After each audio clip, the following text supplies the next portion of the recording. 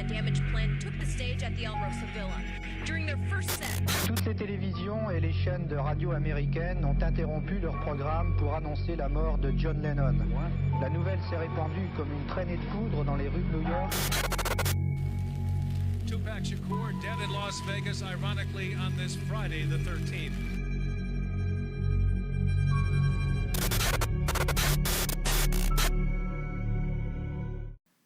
All right. Ah, j'ai encore pas fermé les rideaux. T'as pas fermé les rideaux? Non, c'est... Ben, gars, je vais faire l'introduction, puis je vais aller fermer les rideaux après. C'est bon. Parce que c'est...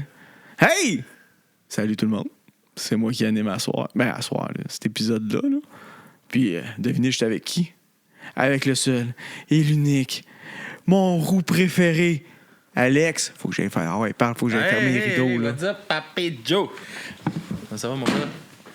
Ça va bien, faut que j'aille fermer les rideaux. Ouais, vous t'avez fermé les rideaux. échappé ma bouteille. Non, pas fait de dégâts. Non, j'ai fermé ma bouteille. OK. Ouf, une chance. Ouais, je ferme On fait des départs boiteux. Pas boiteux, c'est parfait, c'est professionnel. Ah. Allez où ma gauche? Le fil à gauche. Le monde de la gauche. Ah bon, le monde de la gauche. Bon, mais ouais, fait que Papy Joe, à mon tour de se lancer dans de te raconter un récit. Hey, j'ai hâte. T'as hâte? Hey, ça fait longtemps. Que j'ai pas pris le temps, mais je suis quand même pas mal occupé avec qu'est-ce qu'il y a à faire avec le podcast. Voyons, qu'est-ce que tu parles? T'as tout le temps devant. Fait que, T'as pas de vie familiale, tu fais rien, t'as juste ça à ouais, faire. C'est ça. Fait que c'est ça, fait que j'ai pas souvent le temps de faire d'écrire une histoire, faire des recherches pour faire une histoire puis tout ça. Puis là, vu que ça fait vraiment longtemps, ben j'ai eu le temps d'en faire une entre-temps. Moi, je suis juste fier de toi. Yes. Parce que tu peux juste t'améliorer. Tu peux pas régresser. Essaye. Essaye de faire de mon mieux. Vas-y, t'es capable. OK. Fait que, est-ce que tu connais le groupe Bérurier Noir, Papy Joe? C'est un groupe de punk. Ouais, c'est un groupe de punk que je parle souvent. Fait que j'imagine que tu connais Bérurier. Ouais, je suis curieux de t'entendre parler d'eux autres. C'est un peu obsessif, ça fait peur. Exagère pas, là. Ouais, c'est ça. J'avais envie de parler de la chanson Le Renard. Est-ce que tu connais la chanson Le Renard? Je pense que je te l'ai envoyé pour que tu puisses l'écouter. Le renard, la belette, j'entends. Ouais, exactement. OK, ouais, je la connais. Non, mais ça, j'ai envie de parler de l'histoire derrière Le Renard. J'ai quand même eu de la misère à trouver des trucs là-dessus, malgré que ça a été comme un des plus gros cas comme un des cas qui a pris le plus d'enquêteurs, de policiers sur l'affaire, mettons, là. Ben, ça dépend. Je veux dire, si ça touchait-tu des personnes importantes ou pas? Semi, quand même. Là, des familles, beaucoup. Là. Il y a beaucoup d'affaires. Beaucoup. Ah ben, yeah. Commence, si on veut finir. Il y a beaucoup d'affaires, puis c'est ça. Fait que Angleterre, été 1984. Hey. Back in the days. L'été avant que je naisse. Non, après. Après que je naisse. Je suis né en 83. 83. T'avais 1 an quand le renard a commencé à frapper. Ma fille tripe ses renards. Tu penses que je pourrais y faire écouter? Non. OK. Non, moi, ben, mes Pam devrait peut-être aimer mon épisode. Là, j'aime pas ça. Là, je suis fâché. Mais vas-y, continue. Le pays est secoué par des tensions économiques, des grèves massives et une société en pleine mutation. Dans les villages calmes et reculés du Bedfordshire, Buckinghamshire et de Hertfordshire, la population vit encore dans une certaine insouciance, loin du tumulte des grandes villes. C'est ça qu'on appelle l'économie à shear. À Shear. À shear en Chris. À Shear. Il y a beaucoup de Hertfordshire. des mots vraiment faciles à dire là, pour quelqu'un qui est super bon en lecture. Là. Mais entre juillet et septembre, cette tranquillité va être brisée par une série d'agressions violentes. Des cambriolages inhabituels, des attaques brutales, des viols. Un homme rôde, il agit de nuit, il connaît les chemins de campagne, les horaires, les habitudes. Il traque ses victimes comme un prédateur. Comme un renard. Comme un renard. Rapidement, la presse lui donne un nom. On l'appelle... Fox Lady. Non, The okay. Fox. Le renard. à cause de sa capacité à s'introduire dans les maisons sans laisser de traces et de disparaître aussi vite qu'il est venu. Non, Papy Joe, je sais que ça parle de viol, t'es pas obligé de faire de joke. Ce soir, nous revenons sur l'un des plus importants cas criminels du Royaume-Uni dans les années 80. On retourne dans le passé. On retourne dans le passé. Dans le passé, c'était toujours mieux. Tout commence dans le courant du mois de juillet 1984, dans la région de Leighton Buzzard, dans le Bedfordshire. Ça chire. Ça chire. Je suis désolé pour la prononciation des noms là, de villes. Hey, c'est pas moi qui va te juger là-dessus, tu le sais. Là. Ouais, mais toi, tu te lances dans le Jap, dans l'espagnol. Ouais. Une première série de cambriolages attire l'attention. Des maisons sont fouillées de fond en comble, mais certains détails intriguent la police. L'auteur semble prendre son temps. Il mange sur place, il utilise les toilettes, il déplace des meubles. On a même retrouvé un fauteuil placé devant une fenêtre, comme s'il observait les alentours. Des objets personnels sont volés, mais aussi des armes. OK, ben, tu sais, je veux dire, faut désarmer ses victimes si tu veux réussir à faire de quoi dans la vie. Ouais. Il a surtout volé un 12 coupé, qui est comme devenu pas mal son arme, là. Ben, c'est une arme classique, c'est un 12 coupé, je trouve. Ouais. En tout cas, il aimait bien ça. Le 9 juillet 1984, dans un village des environs, une première agression sexuelle est reportée. Une femme est réveillée dans la nuit. Un homme masqué l'attend au pied de son lit. Il est armé, il la menace, la ligote et la viole. C'est le début d'une série de violences de plus en plus graves. Entre juillet et septembre, on recense 6 agressions sexuelles, dont plusieurs viols. Total. Ça fait beaucoup. Ça fait beaucoup. 18 cambriolages ou tentatives d'infraction et au moins 3 attaques violentes sur des hommes présents à domicile. Est-ce qu'il violait les hommes? Aussi. Ah, au moins, il y avait une parité, là. Oh, et il s'en foutait. Là. Un trou, c'est un trou! Ouais. Le mode opératoire est similaire à chaque fois. Il agit la nuit entre 22h et 3h du matin. Il porte un masque. Il est armé souvent d'un fusil ou d'un revolver. Il utilise des cordes ou du ruban adhésif. Il coupe les lignes téléphoniques. Et surtout, il semble avoir étudié ses cibles. T'sais, c'est pas un cave, là. Ben, dans sa manière d'opérer, là. Oh, quand même. Là, c'est ça, il sait qu'est-ce qu'il fait. C'est ça, il sait qu'est-ce qu'il fait. C'est un cave, oui. C'est ça, ouais. Les enquêteurs de 3 comtés différents, Bedfordshire, Hertfordshire et Buckinghamshire, unissent leurs forces.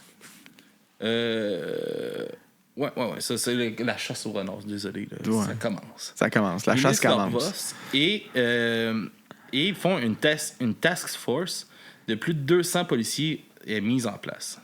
C'est l'une des plus vastes enquêtes de l'époque dans le pays. Ouais, c'est quand même 200. Si tu veux le ramasser, le gars, là.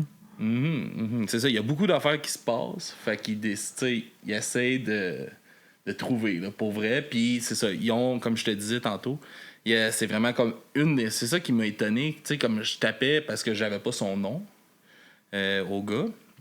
Fait que je cherchais par rapport au renard de Fox. Puis Chris, je trouvais fuck all, là. Mais tu sais, j'étais comme... Tu trouverais surtout genre de la chasse au renard. Non, mais tu sais, je cherchais comme agresseur en Angleterre. J'ai quand même eu de la misère à trouver. Je l'ai trouvé, mais... Ouais, quand t'as pas le nom de base, ça va mal. Ouais. Le FBI est même consulté pour établir un profil psychologique, mais le profil reste large. Un homme blanc, entre 25 et 40 ans, méthodique, probablement d'expérience militaire ou en survie. Les médias s'emparent de l'affaire et le Daily Mail titre « Un maniaque rôde dans les campagnes anglaises ». C'est un gros titre putaclic. Le monde va l'acheter ton papier. Fait que là, en 84, il y avait beaucoup de clics. Je te le dis. La peur s'installe dans les villages, les serrures sont changées, les gens dorment avec des battes de baseball sous les lits. Certains dorment même dans leur voiture et ont peur parce qu'ils ont peur d'être attaqués chez eux.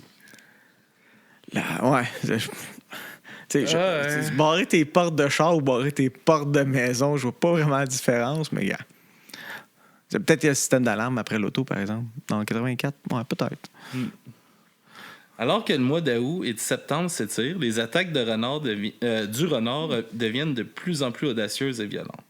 Le 10 août 1984, dans le village de Malden, il frappe à nouveau. Cette fois, une jeune femme de 23 ans, seule chez elle, se réveille en pleine nuit pour trouver un homme dans sa chambre. Toujours masqué et armé, il la menace et après l'avoir maîtrisée, la viole. Mais ce qui est particulièrement choquant, c'est qu'il prend son temps. Il se sert dans les provisions de la maison, mange et boit. Il la force ensuite à l'accompagner dans la salle de bain avant de quitter les lieux. Il n'apporte que des objets insignifiants, mais sa signature est claire. Il aime observer, il aime la peur qu'il génère, il laisse des indices, mais aucun qui ne puisse mener directement à lui. Je sais pas si le renard, ça aurait été vraiment un bon titre pour lui, il me semble. Il faisait aussi genre des... je l'ai pas vraiment dans mes trucs, là, mais genre des fois, il se faisait des petites cabanes, genre, dans les maisons, genre, dans les salons. Genre, je viens de te battre, te violer, mais je vais faire un fort en coussin. Mettons, où ce qu'il a trouvé le shotgun, il a fait... comme il rentrait là, il n'y avait pas personne. Fait que dans le salon, il a fait comme une cabane avec des coussins et tout ça. Il a allumé la télé, mais il a comme couvert la télé. Fait que c'est juste comme un... Fait qu'il se faisait genre des petites tanières des fois chez le monde pour se cacher, pour les attendre ou... Je l'adore. C'est pas bien qu'est-ce qu'il faisait, mais son motus operandi, il est quelque chose. Ouais, c'est ça. Mais c'est pour ça que je trouvais ça quand même étonnant d'avoir de la misère à trouver des affaires sur lui.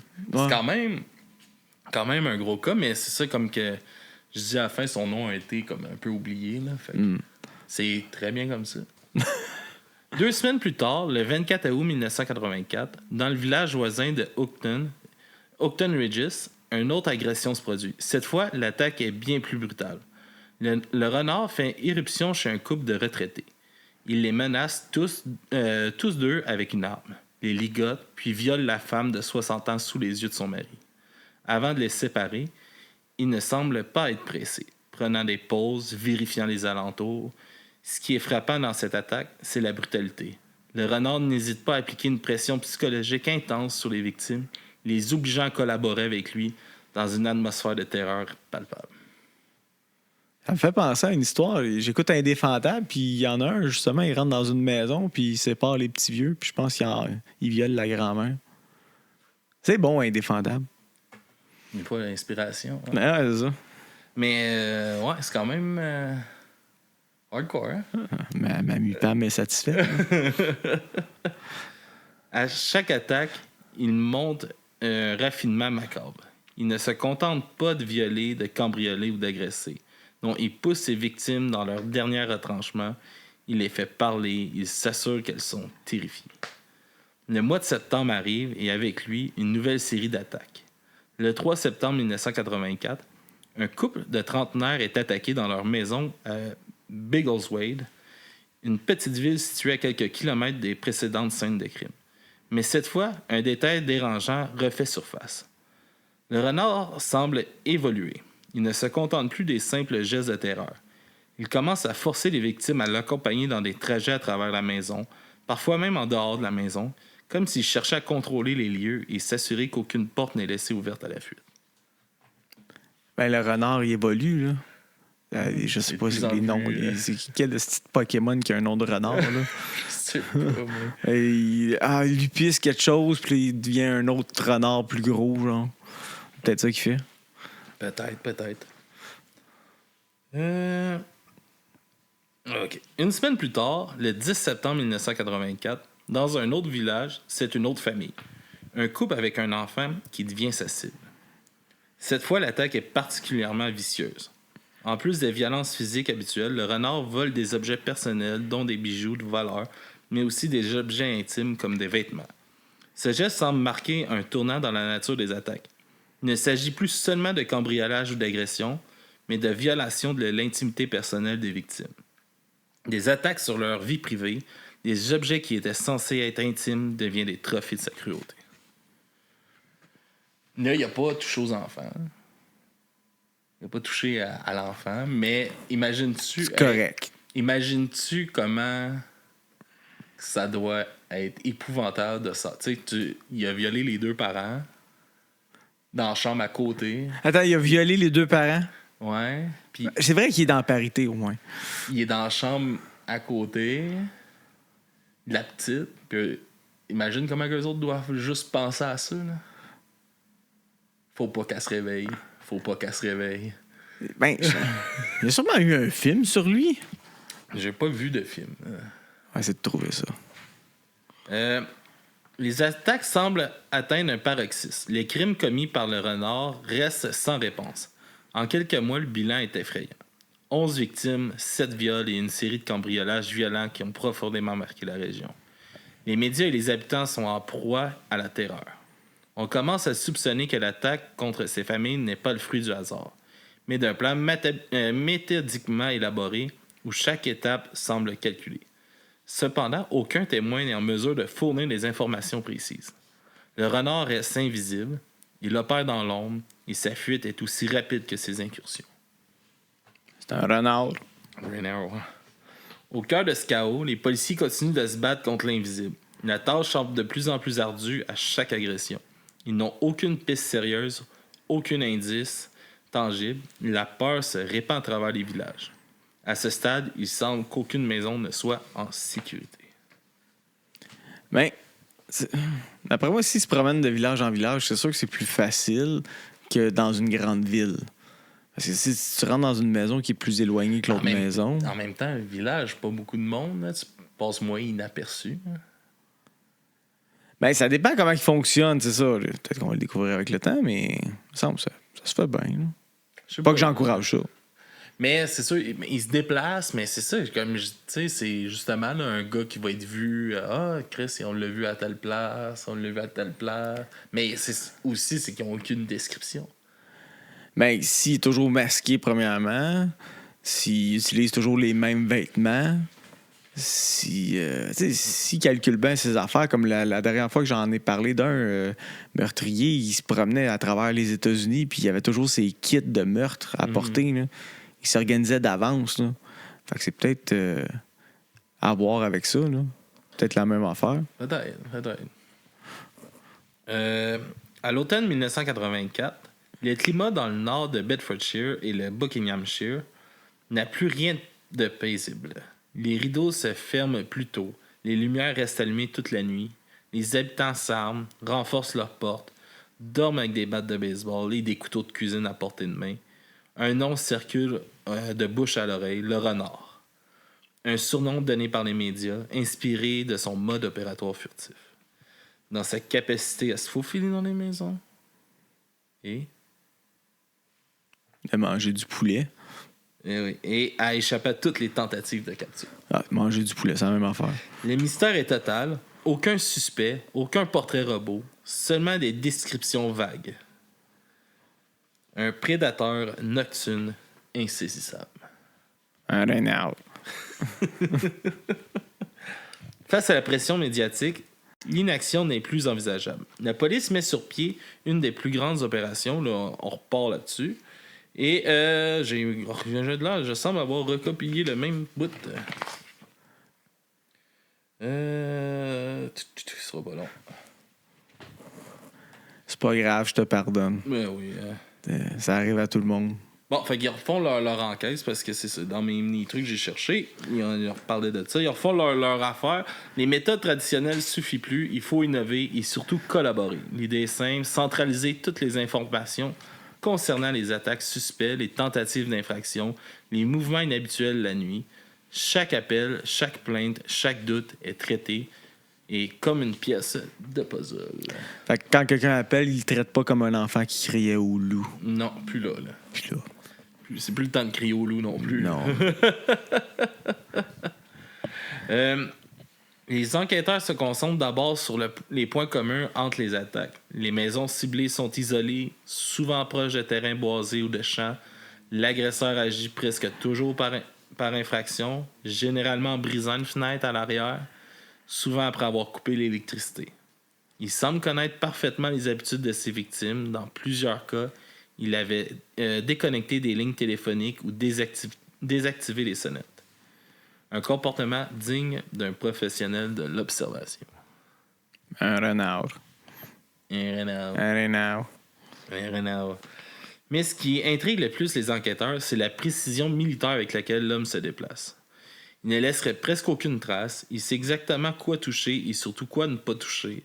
Certains inspecteurs commencent à se demander si l'homme n'a pas une formation en surveillance ou même d'un passé militaire. C'est à ce moment-là que la police décide de faire appel à un tout nouveau système d'enquête informatisé, le HOMS, pour Home Office Large Major Inquiry System. Fait que là, c'est vrai qu'on retourne en 84. Fait que là, il y a un ordinateur, tout le monde est comme « Wow! On va découvrir des nouvelles choses! » Oh oui. C'est que ça devait prendre du temps. Il permet de centraliser des milliers d'informations, rapports, témoignages, appels, indices dans une seule base de données. Une première pour ce genre d'affaires. Ça, c'est spécial. Ouais, fait que là, ça, au moins, c'est une belle avancée, pareil. Parce que là, tout qu'est-ce qui est déclaré, mais au moins, ils se ramassent tout à la même place. Fait que c'est plus facile à chercher. Centraliser l'information, tout, puis en même temps, c'est documenté, c'est ça. La rapidité de communication augmente, disons-le de même. Exact.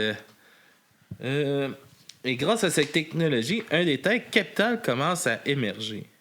Un véhicule suspect aurait été repéré à proximité de plusieurs scènes de crime. Un Ford Cortina verte. Du feuillage de renard. Souvent garé dans des zones boisées et toujours présente dans les environs juste avant ou après une attaque. Ce n'est pas une preuve, mais c'est une piste. Je me demande des fois si le monde, après ça, en sachant cette information-là, quand le gars qui sait maintenant que son véhicule est peut-être affiché à quelque part ou si ça a été laissé dans les médias, à un moment donné que tu le vois, tu fais pas juste comme « Ouf, je vais prendre ma retraite ». Mais c'est fou aussi comment là, ils ont eu de la misère, comment ça a pris du monde aussi pour le trouver. On parle de plus de 200 policiers là, quand même. Puis, il y a, comme aujourd'hui, imagine là, comment que ça peut aider justement tout le monde qui a un téléphone dans ses poches pour avoir des toutes les caméras, des systèmes de caméras qu'il y a partout, comment que ça peut maintenant aider comparativement dans ce temps-là qu'il y avait peut-être vraiment moins ou que la qualité était moins bonne, mais soit que ça peut aider, soit que ça fait peur parce qu'à cette heure, ils peuvent savoir partout où est-ce que t'es. Là, ça fait peur, mais pour des cas comme ça. Un cas de même, là, ça peut vraiment aider. Là. Ouais. Parce que c'est ça, il aurait pu, mettons, avoir une photo là, du char. Mm-hmm. Une photo d'un gars qui a roulé. Ouais, mais au moins du char. Ouais, c'est ça. Bon,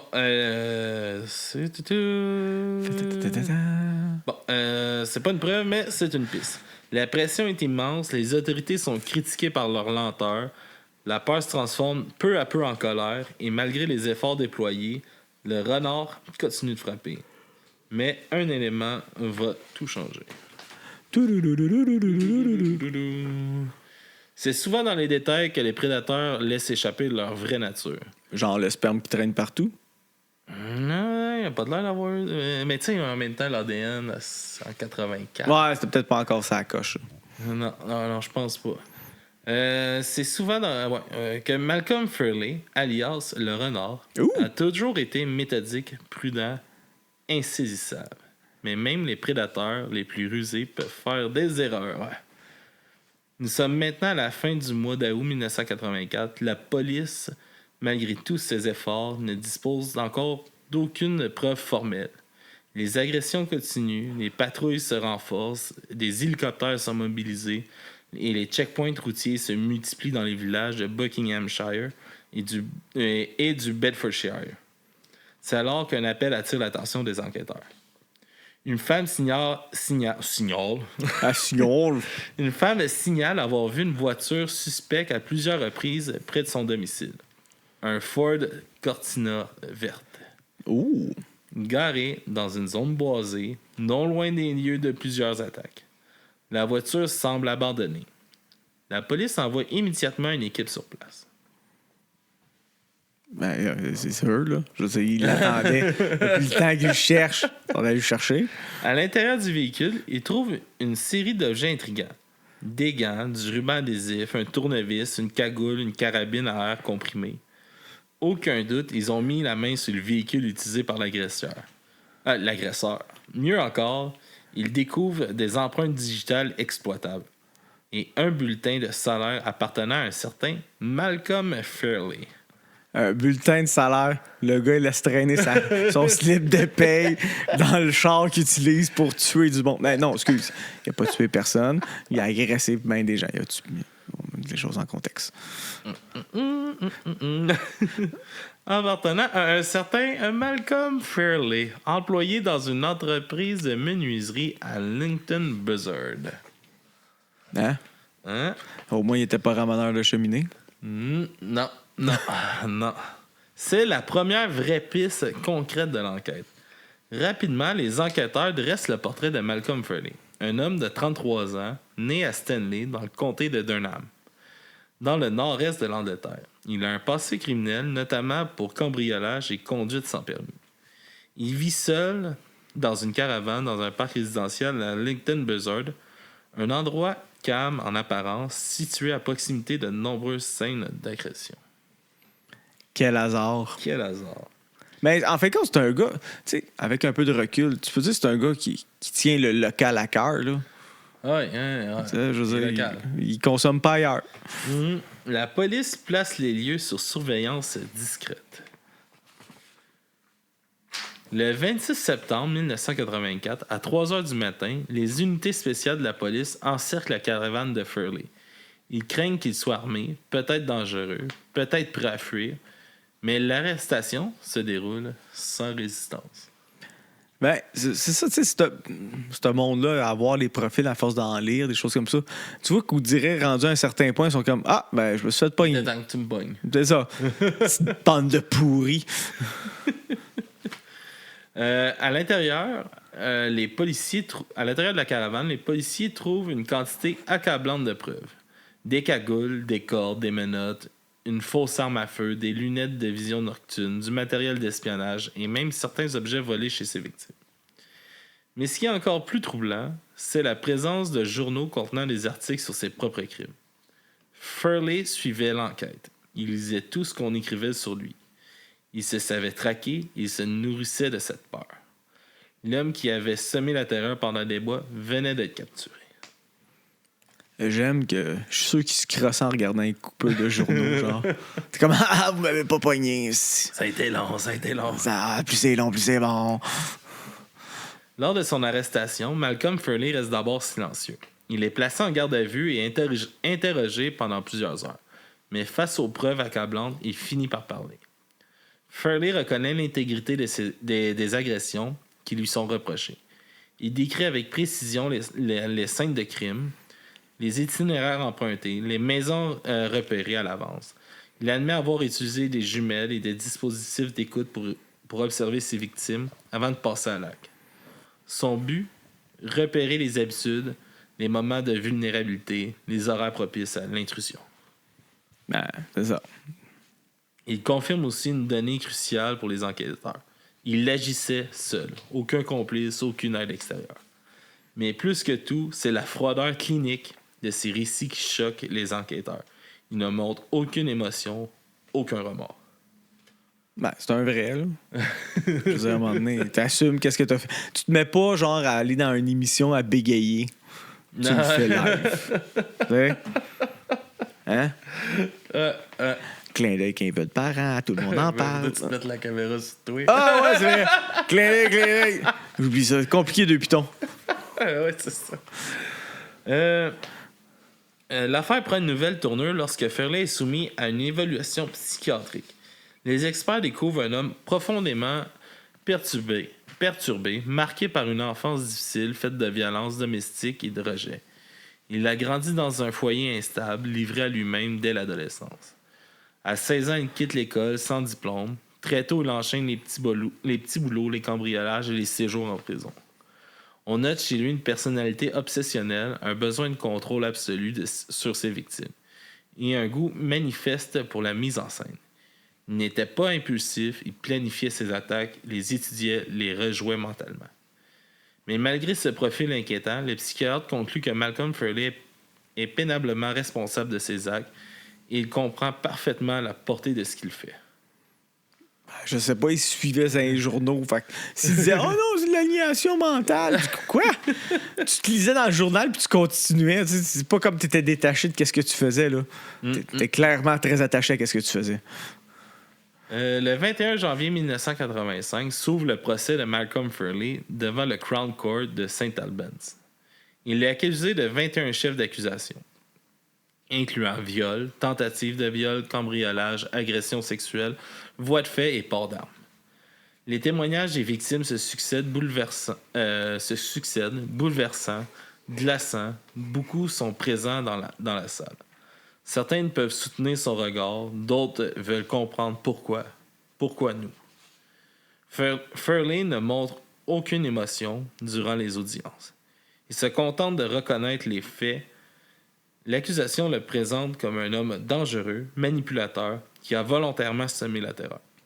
La défense ne cherche pas à nier, il plaide la détresse psychologique. Ouais. Il me semble que ça... Étant donné que je suis un grand fan d'Indéfendable, je l'ai vu, les cas de détresse psychologique, puis à chaque fois, c'est douteux leur affaire. Là. C'est toujours comme nuancé à quelque chose, puis tu fais comme, nah, faut qu'il y ait en prison ce style-là. Oui. Mais c'est ça, la défense a essayé de lui faire éviter, même s'il avoue, tu sais. En tout cas. Juste voir. Où est-ce que. Ici. Mais la justice ne vacille pas. Le 11 février 1985, après un procès de plusieurs semaines, Malcolm Furley est condamné à plusieurs peines de réclusion à perpétuité. Le juge ordonne qu'il ne soit jamais libéré. L'homme qu'on avait surnommé le renard, pour sa ruse, sa discrétion, sa capacité à s'éclipser la nuit, est désormais enfermé à jamais derrière les barreaux et ne chassera plus jamais. Mais les traces qu'il a laissées, elles, restent.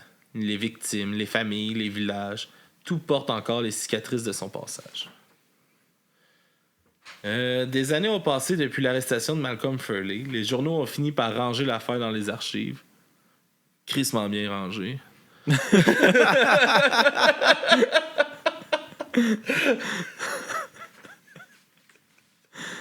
Ça va passer, tu l'as retrouvé quand même un peu. Là. Oui, ça a été...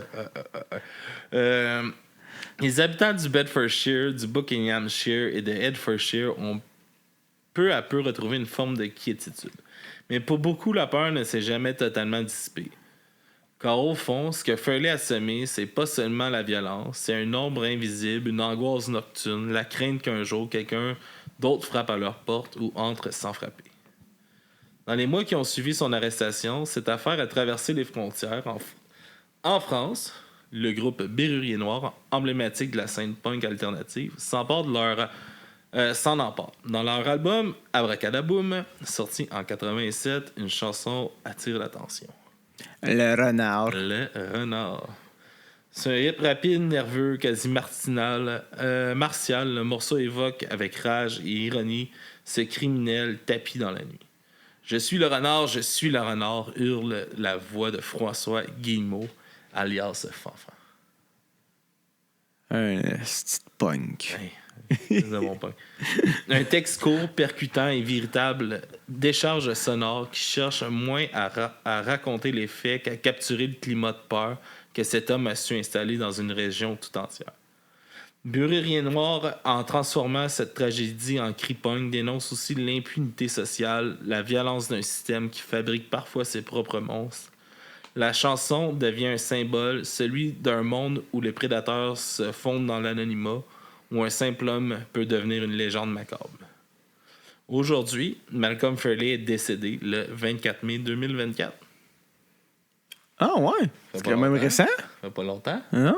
En 80, il s'est fait arrêter, il avait 33 ans. Quelque chose comme ça, là. Fait que 70 ans, facilement.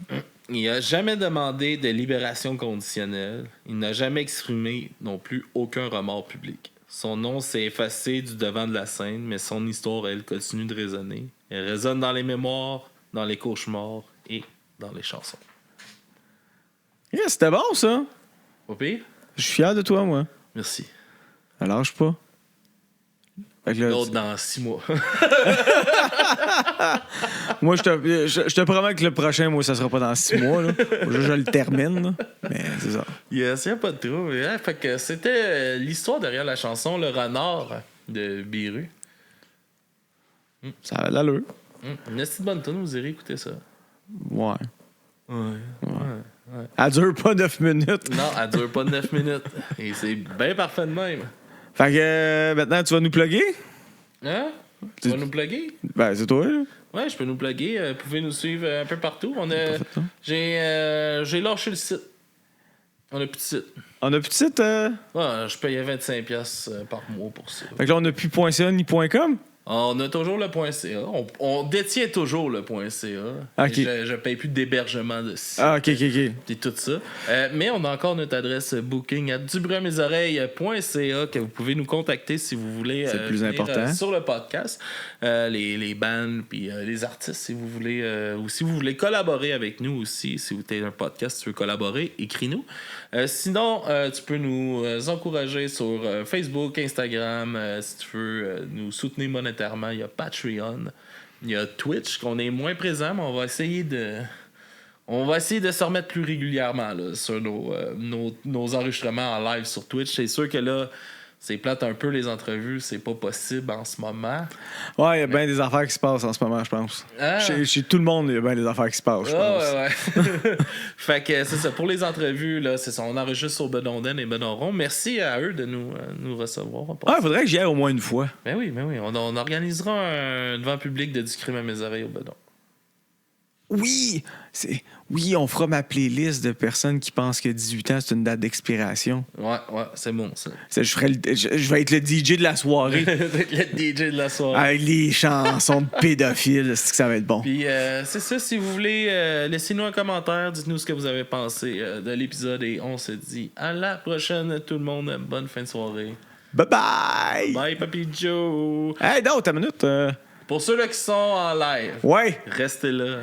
parce que Papy Joe allez coucher les enfants. a préparé un after show. Oh yeah! On vous revient, ça sera pas trop long pour ceux-là qui sont en live sur Twitch. À tout de suite.